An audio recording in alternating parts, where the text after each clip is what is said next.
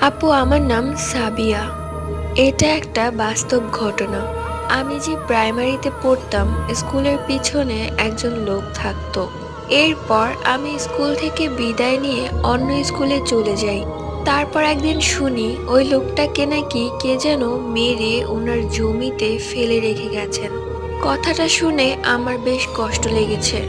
আবার আমার বোনও ওই স্কুলেই পড়তো। ও আমাকে এসে প্রায় বলতো আমাদের স্কুলের পিছনে কিসের যেন আওয়াজ আসে।